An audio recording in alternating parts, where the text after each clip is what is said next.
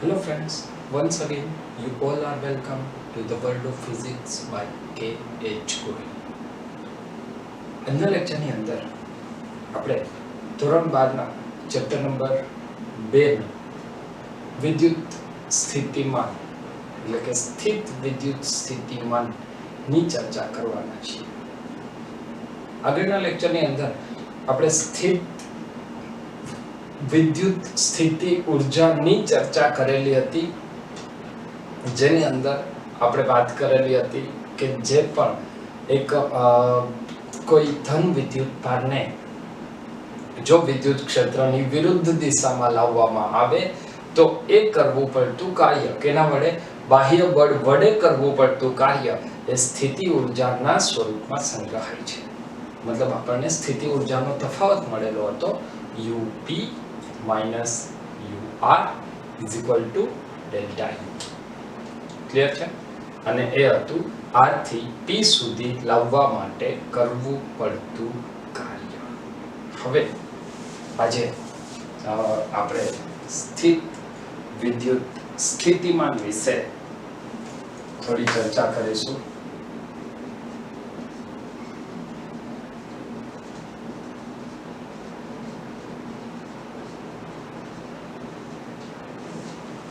તો સૌથી પહેલા તો સ્થિત વિદ્યુત સ્થિતિમાન શું છે?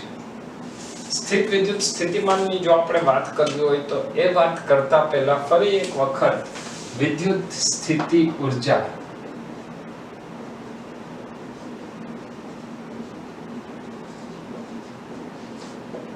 ને આપણે વ્યાખ્યાયિત કરીએ. વિદ્યુત સ્થિતિ ઉર્જા એ કરવું પડતું કાર્ય હતું અને આ કાર્યને જો આપણે વ્યાખ્યાયિત કરીએ તો એ કાર્યમાં આપણે લખેલું હતું W = F external × dr.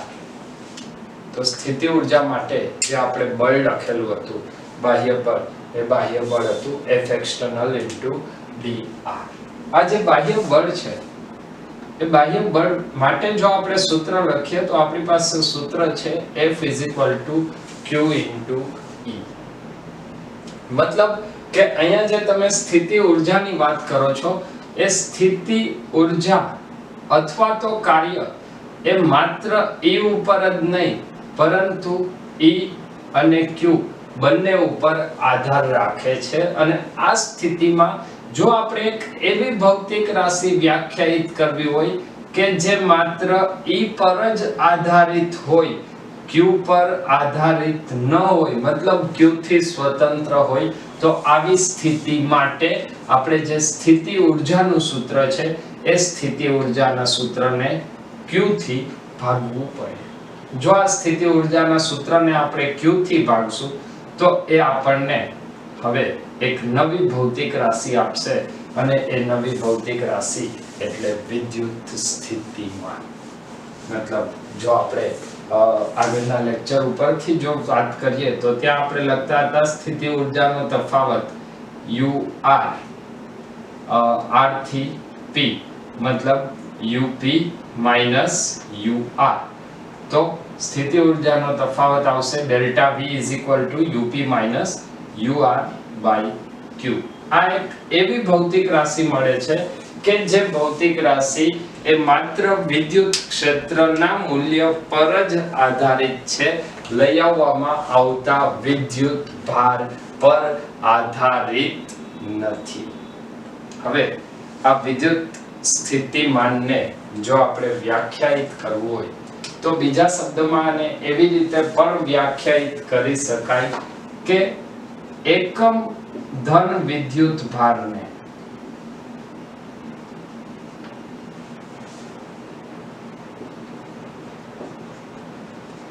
ક્ષેત્રની વિરુદ્ધ દિશામાં, કેવી રીતે? ક્ષેત્રની વિરુદ્ધ દિશામાં પ્રવેગ રહિત ગતિથી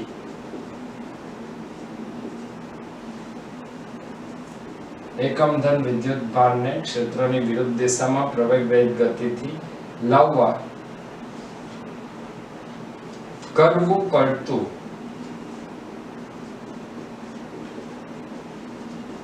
કાર્ય એટલે વિદ્યુત સ્થિતિમાન. આનો મતલબ કે અહીંયા જે આપણે વિદ્યુત સ્થિતિમાનની વાત કરીએ છીએ તો એ વિદ્યુત સ્થિતિમાન એ ખરેખર શું છે? તો સામાન્ય રીતે આપણે જે આગળના લેક્ચરની અંદર જો તમે જોયેલો હોય તો એની અંદર આપણે વાત કરતા હતા કે અહીંયા એક વિદ્યુતભાર કેપિટલ Q હતો. આ બિંદુ R થી P સુધી આપણે કોઈ એક વિદ્યુતભાર સ્મોલ q ને લાવતા હતા અને એને ક્ષેત્રની વિરુદ્ધ દિશામાં લઈ આવવા માટે કંઈક કાર્ય કરવું પડતું હતું. તો એના ઉપરથી આપણને આ બે બિંદુઓ વચ્ચેનો વિદ્યુત સ્થિતિમાનનો તફાવત મળે. આ વિદ્યુત સ્થિતિમાનનો જે તફાવત મળ્યો એને હજી થોડું આગળ વિચારીએ તો સામાન્ય રીતે એક એવું વાત છે કે યાદચ્છિક રીતે મતલબ દરેક વખતે આપણે લેશું કે જે અનંત અંતર છે ત્યાં અનંત અંતરે સ્થિતિમાન કે જેને આપણે v વડે દર્શાવીએ છીએ તો યાદચ્છિક રીતે અનંત અંતરે સ્થિતિમાન કેટલું લેવામાં આવે છે? 0 લેવામાં આવે છે. અને આનો અર્થ એવો થાય કે જો અનંત અંતરે થી P બિંદુ સુધી લઈ આવો, મતલબ અત્યાર સુધીમાં આપણે જે R થી P બિંદુ સુધી લાવવાની વાત હતી, હવે જો અનંત અંતરે થી P બિંદુ સુધી લઈ આવો તો એ સ્થિતિમાનનો તફાવત વિદ્યુતભારને અનંત અંતરથી P બિંદુ સુધી લઈ આવો તો હવે સ્થિતિમાનનો તફાવત એ Vp માઈનસ V ઇન્ફિનિટી, મતલબ એ શું આવશે? માત્ર P બિંદુના સ્થિતિમાન જેટલું મળે. આનો મતલબ કે જો સ્થિતિમાનને ફરીથી વ્યાખ્યાયિત કરવું હોય તો હવે સ્થિતિમાનની વ્યાખ્યા આપવા માટે આપણે એવું પણ કહી શકીએ કે સ્થિત વિદ્યુત ક્ષેત્રમાં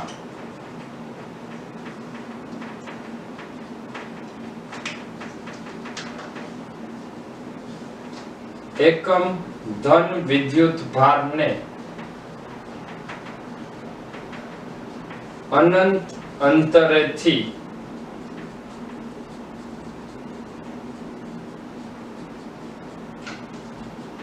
ક્ષેત્રની વિરુદ્ધ દિશામાં લાવવા માટે કરવું પડતું કાર્ય એટલે તે બિંદુનું વિદ્યુત સ્થિતિમાન. આનો મતલબ કે આપણે હવે જ્યારે વિદ્યુત સ્થિતિમાનને જો એક જનરલ સ્વરૂપમાં વ્યાખ્યાયિત કરવું હોય તો કેવી રીતે કરી શકીએ? દાખલા તરીકે માની લઈએ કે એક એવું તંત્ર વિચારું છું કે જે તંત્રમાં કેટલા બધા વિદ્યુતભારો આવેલા છે. આ વિદ્યુતભારોના તંત્રમાં કોઈ એક બિંદુ R થી P સુધી કોઈ એક એકમ ધન વિદ્યુતભારને ગતિ કરાવવો છે અને જો R થી P સુધી ગતિ કરાવવો હોય તો આપણે જેમ સ્થિતિ ઊર્જામાં વાત કરેલી હતી કે એ માર્ગ ઉપર આધાર રાખતું નથી, તો આપણે કોઈ પણ માર્ગે લઈ જાશું એ દરેક માર્ગે આપણને સ્થિતિમાનનો તફાવત એ કેવો મળશે? સમાન મળશે. પરંતુ આપણે અહીંયા જે વાત કરેલી છે એ અનંત અંતરથી કીધેલું હતું. તો આનો મતલબ શું થાય કે જ્યારે તમારે અનંત અંતરેથી વિદ્યુતભારને આપેલા બિંદુ સુધી લઈ આવવાનો છે તો એ સ્થિતિમાં સૌથી પહેલા એક સૂક્ષ્મ વિદ્યુતભાર ડેલ્ટા Q લેવો જોઈએ. જે આ સૂક્ષ્મ વિદ્યુતભાર છે એ સૂક્ષ્મ વિદ્યુતભાર ડેલ્ટા Q ને એક સૂક્ષ્મ સ્થાનાંતર કરાવી અને એના વડે થતું કાર્ય ડેલ્ટા W શોધવું જોઈએ. અને જો આ ડેલ્ટા W મળી જાય તો delta W by delta Q ઉપરથી આપણને વિદ્યુત સ્થિતિમાનનો તફાવત મળશે અને સમગ્ર માર્ગ પર જો એનું સંકલન કરીએ તો એ આપણને અનંત અંતરેથી તે બિંદુ સુધીનું સ્થિતિમાન એટલે કે આપેલા બિંદુનું સ્થિત વિદ્યુત સ્થિતિમાન Vp મળશે. સ્થિતિમાનની ચર્ચા કર્યા બાદ હવે ફરીથી એક બીજું અગત્યનું પરિબળ કે જે આપણા માટે થિયરીની અંદર ખૂબ જ અગત્યનું સાબિત થશે એ પરિબળની ચર્ચા કરીએ અને એ છે જુદા જુદા વિદ્યુત ભારોને કારણે સ્થિતિમાન. આનો મતલબ કે હવે આપણે અલગ અલગ સ્થિતિમાનના સૂત્ર મેળવશું તો એ અલગ અલગ પ્રકારના સ્થિતિમાન આવશે, અલગ અલગ પ્રકારના વિદ્યુત તંત્ર આવશે જેના પરિણામે આપણે સ્થિતિમાન મેળવશું. તો આજના લેક્ચરની અંદર આપણે માત્ર એક વિદ્યુત સ્થિતિમાનની વાત કર્યા બાદ માત્ર એક બિંદુવત વિદ્યુત ભારને કારણે સ્થિતિમાન કેટલું મળે એ સ્થિતિમાનની ચર્ચા કરીશું. તો હવે પછી આપણે વાત કરવાના છીએ બિંદુવત વિદ્યુત ભારને કારણે સ્થિતિમાન.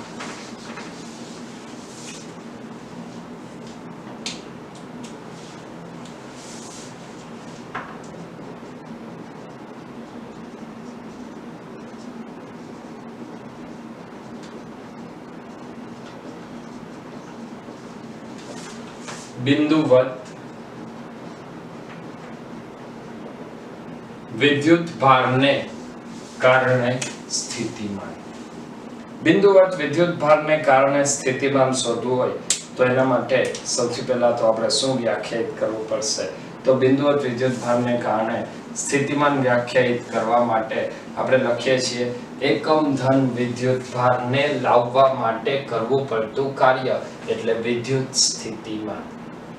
એકમ ધન વિદ્યુત ભારને લાવવા માટે કરવું પડતું કાર્ય એટલે વિદ્યુત સ્થિતિમાન. આનો અર્થ એવો થાય કે જો આપણે કોઈ એક વિદ્યુત ભાર, ફરીથી હું અહીંયા વાત કરું છું, કોઈ એક વિદ્યુત ભાર લઈ લઈએ જેનું મૂલ્ય કેપિટલ Q છે અને આ વિદ્યુત ભારને ક્યાં રાખેલો છે? ઉગમ બિંદુ O ઉપર. આ વિદ્યુત ભારને હવે આપણે આપેલા કોઈ બિંદુ P સુધી લઈ આવવો છે. એકમ ધન વિદ્યુત ભારને આપેલા બિંદુ P સુધી લાવવો છે અને આ P બિંદુ ક્યાં આવેલું છે? તો કે સ્મોલ r અંતરે. તો આજે એકમ ધન વિદ્યુત ભારને આપણે લઈ આવવો છે P બિંદુ. એ વિદ્યુત ભારને ક્યાંથી લાવવાનો છે? તો એ વિદ્યુત ભારને આપણે લાવીએ છીએ ક્યાંથી? તો અનંત અંતરેથી. મતલબ એ એકમ ધન વિદ્યુત ભાર પ્રારંભમાં ક્યાં છે? અનંત અંતરે છે.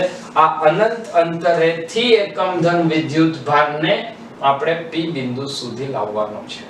અને જો આપણે આના માટે કરવું પડતું કાર્ય શોધી લઈએ તો એ આપણને P બિંદુનું વિદ્યુત સ્થિતિમાન આપશે કે જે આપણે શોધવાનો પ્રયત્ન કરીએ છીએ. તો હવે જોઈએ P બિંદુનું વિદ્યુત સ્થિતિમાન. તો P બિંદુનું વિદ્યુત સ્થિતિમાન મેળવવા માટે સૌથી પહેલા આપણે ડેલ્ટા W ગોતશું અને ડેલ્ટા W માટે આપણે કોઈ એક નાનું સ્થાનાંતર ડેલ્ટા R વ્યાખ્યાયિત કરશું અને એ ડેલ્ટા R ડેશ જેટલા સ્થાનાંતર માટે ધારો કે હું અહીંયા એક બિંદુ લઈ લઉં છું P ડેશ. તો કોઈ એકમ ધન વિદ્યુત ભાર છે એ અત્યારે ક્યાં છે? P ડેશ બિંદુએ. અને આ P ડેશ બિંદુ કેટલા અંતરે છે? તો આ જે અંતર છે એ અંતરને હું લઈ લઉં છું R ડેશ અંતરે. આ P ડેશ બિંદુથી એકમ ધન વિદ્યુત ભારને, કેવો વિદ્યુત ભાર? એકમ ધન વિદ્યુત ભારને કેટલું સ્થાનાંતર કરાવવામાં આવે છે? ડેલ્ટા R ડેશ જેટલું. અને જો એને ડેલ્ટા R ડેશ જેટલું સ્થાનાંતર કરાવવું હોય તો અહીંયા આપણે કાર્ય ડેલ્ટા W શોધવું પડે. અને આ કાર્ય ડેલ્ટા W શોધવા માટે આપણી પાસે સૂત્ર છે ડેલ્ટા W બરાબર બળ ગુણ્યા સ્થાનાંતર. તો ડેલ્ટા W બરાબર જો બળ ગુણ્યા સ્થાનાંતર હોય તો સૌથી પહેલા હું અહીંયા લખીશ વિદ્યુતીય બળ ક્યાં? R ડેશ અંતરે. તો R ડેશ અંતરે વિદ્યુતીય બળ કેટલું? તો વિદ્યુતીય બળનું સૂત્ર છે 1/4 પાઈ એપ્સિલોન 0 Q1 એટલે કેપિટલ Q Q2 એટલે એકમ ધન વિદ્યુત ભાર એટલે Q2 બરાબર આવશે 1 અને ડિવાઇડ બાય અંતર r ડેશ નો સ્ક્વેર. આ આવશે વિદ્યુતીય બળ. ત્યારબાદ જો r ડેશ થી ડેલ્ટા r ડેશ સ્થાનાંતર કરાવવું હોય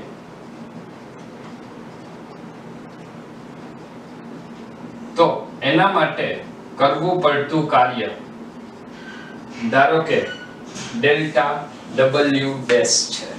જો આ કાર્ય ડેલ્ટા W, ચલો આ કાર્યને હું લઈ લઉં છું. ધારો કે આ કાર્ય છે ડેલ્ટા W, તો ડેલ્ટા W બરાબર આપણને સૂત્ર શું મળશે? ડેલ્ટા W એટલે બળ ગુણ્યા સ્થાનાંતર. તો વિદ્યુતીય બળ કેટલું છે? વિદ્યુતીય બળ આવશે 1/4πε0 q/r² ઇન્ટુ સ્થાનાંતર કેટલું છે? તો સ્થાનાંતર આપણે લીધેલું છે ડેલ્ટા r ડેશ. અને આ થતું કાર્ય એ ફરીથી એક વખત યાદ કરાવી દઉં કે અહીંયા આપણે કયો વિદ્યુતભાર લીધેલો છે? એકમ ધન વિદ્યુતભાર +1 કુલમ. તો આવા વિદ્યુતભારને ધન વિદ્યુતભારની નજીક લઈ આવવો હોય તો ક્ષેત્રની વિરુદ્ધ દિશામાં લાવવો પડે, અને ક્ષેત્રની વિરુદ્ધ દિશામાં લાવવો હોય તો કરવું પડતું કાર્ય કેવું મળશે? ઋણ મળશે. મતલબ delta W =(1/4πε0 q/r² into delta r dash. આજે આપણને મળેલું છે એ ડેલ્ટા r ડેશ થી મતલબ r ડેશ થી ડેલ્ટા r ડેશ સુધીનું કાર્ય ડેલ્ટા W મળ્યું. જો આપણે કુલ કાર્ય શોધવું હોય તો કુલ કાર્ય શોધવા માટે શું કરવું પડશે? તો એકમ ધન વિદ્યુતભારને આપણે ક્યાંથી લઈ આવીએ છીએ? અનંત અંતરેથી ક્યાં સુધી લાવીએ છીએ? બિંદુ r સુધી. એકમ ધન વિદ્યુતભારને ક્યાંથી? અનંત અંતરેથી. કેટલા અંતરે? r અંતરે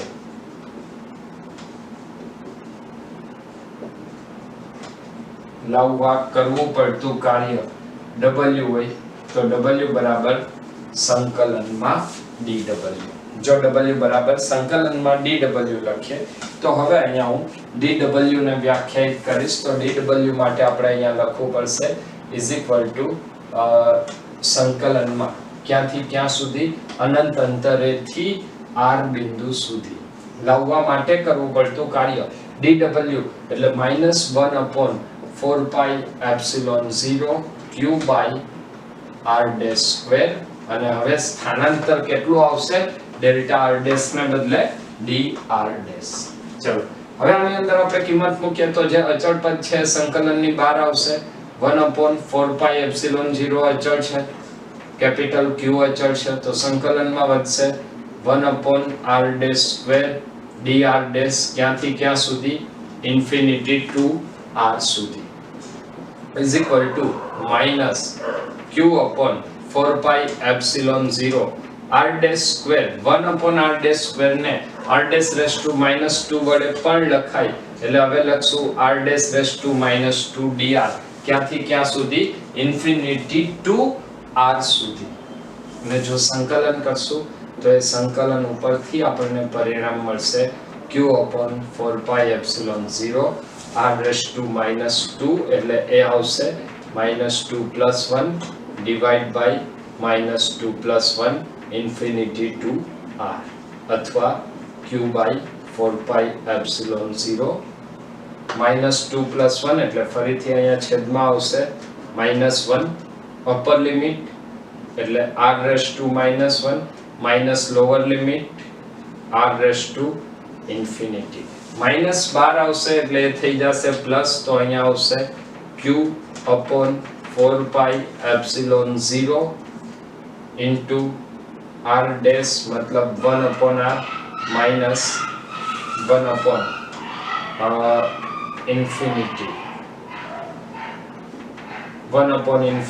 એટલે જવાબ કેટલો થશે? 0. તો અહીંયા આપણને સૂત્ર મળશે v = 1/4πε0 q/r. મતલબ વિદ્યુત સ્થિતિમાન એ અંતરના વ્યસ્ત પ્રમાણમાં હોય છે. આનો મતલબ એવો થાય કે એકમ ધન વિદ્યુત ભારને કારણે ઉદ્ભવતું વિદ્યુત સ્થિતિમાન એ વિદ્યુત ભારના સમપ્રમાણમાં અને અંતરના વ્યસ્ત પ્રમાણમાં છે. બીજી વાત અહીંયા આપણે જે વાત કરેલી છે એ એકમ ધન વિદ્યુત ભારની વાત કરેલી હતી કે જેને આપણે અનંત અંતરેથી P બિંદુ સુધી ક્ષેત્રની વિરુદ્ધ દિશામાં લઈ આવતા હતા અને જ્યાં લઈ આવવા માટે કરવું પડતું કાર્ય આપણને કેવું મળે છે તો જ્યારે Q greater than 0 છે ત્યારે આપણને કરવું પડતું કાર્ય ઋણ મળ્યું અથવા તો જે છેલ્લું આપણે કાર્ય મેળવું અનંત અંતરેથી લાવવા માટે કરવું પડતું કાર્ય તો એ આપણને સ્થિતિ ઊર્જા એ આપણને ધન મળે છે. અને આ સ્થિતિ ઊર્જા એ જેનો સ્થિતિમાનનો તફાવત છે. આનો મતલબ એવો થાય કે જો Q greater than 0 હોય મતલબ ધન વિદ્યુત ભાર માટે તમે વાત કરો તો એના માટે સ્થિતિમાન કેવું મળશે greater than 0 અને જો Q less than 0 હોય તો Q less than 0 માટે સ્થિતિમાન કેવું મળશે V less than 0. આવું શા માટે? તો એટલા માટે કહી શકાય કે જ્યારે તમે ધન વિદ્યુત ભાર માટે લઈ આવો છો ત્યારે તમારે અપાકર્ષણ બળનો સામનો કરી અને ગતિ કરાવવાની છે એટલે ત્યાં વિદ્યુત સ્થિતિમાન ધન મળશે. અને જ્યારે તમે ઋણ વિદ્યુત ભાર માટે ધન વિદ્યુત ભારને લઈ આવો છો ત્યારે ત્યાં આકર્ષણ બળ થાય છે અને પરિણામે સ્થિતિમાનમાં ઘટાડો થશે. તો આ વાત થઈ એકમ ધન વિદ્યુત ભારને કારણે ઉદ્ભવતું સ્થિતિમાન. હવે આપણે વાત કરીએ તમને બુકની અંદર જો તમે NCERT ની ટેક્સ્ટ બુક જોશો તો એની અંદર વિદ્યુત સ્થિતિમાન અને વિદ્યુત ક્ષેત્રનો એક આલેખ દર્શાવેલો છે અને એ આલેખ એ કેટલાક અગત્યના પરિણામો આપે છે. તો એ પરિણામોને માત્ર આપણે ઝડપથી જોઈ લઈએ. તો અત્યાર સુધીમાં આપણે જે વાત કરી એ વાતની અંદર ફરી એક વાત વધારાની ઉમેરું છું કે વિદ્યુત ક્ષેત્રનું જો સૂત્ર યાદ કરીએ બિંદુવત વિદ્યુત ભારને કારણે ઉદ્ભવતું વિદ્યુત ક્ષેત્ર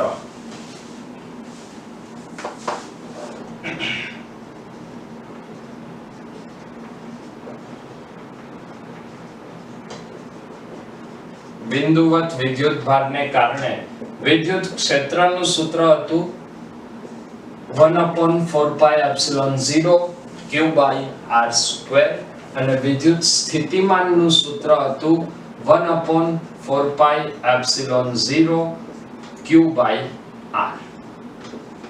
મતલબ કે વિદ્યુત ક્ષેત્ર એ અંતરના વર્ગના વ્યસ્ત પ્રમાણમાં છે જ્યારે વિદ્યુત સ્થિતિમાન એ અંતરના વ્યસ્ત પ્રમાણમાં છે. હવે જો આપણે વિદ્યુત સ્થિતિમાન કે વિદ્યુત ક્ષેત્ર અને અંતરનો આલેખ દોરીએ તો એ આલેખ આપણને કંઈક સરસ મજાનું પરિણામ આપશે. તો હવે એ આલેખ અહીંયા આપણે જોઈએ.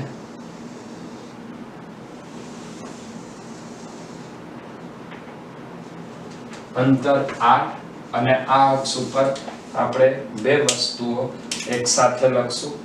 એક લખશું વિદ્યુત ક્ષેત્ર E અને બીજું લખશું વિદ્યુત સ્થિતિમાન V.